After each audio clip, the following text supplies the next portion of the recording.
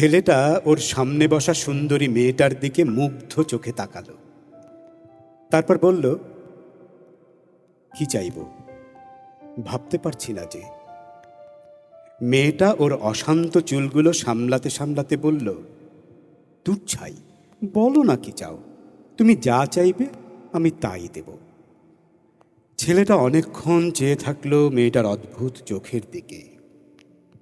তারপর শান্ত গলায় বলল, আমায় এক টুকরো সাদা কাগজ দিতে পারবে? মেয়েটার চোখের তারা দুটো হঠাৎ অস্থির হয়ে পড়ল। মুহূর্তে সারা শরীরে ঢেউ তুলে হাসল। ঠোঁটের ফাঁকে এক ঝাঁক শ্বেত কপত, কণ্ঠে বিস্ময়। ও মা, শুধু এক টুকরো কাগজ? ধ্যান, দুষ্টুমি নয়, ঠিক বলো কি চাও। কিন্তু ছেলেটা এক বিন্দু নড়চড় করল না ওর কথার।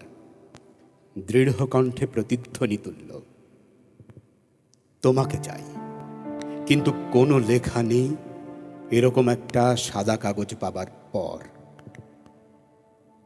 সুন্দরী মেয়েটা বিব্রত। ভ্যানিটি ব্যাগেও আতিপাতি করে খুঁজল।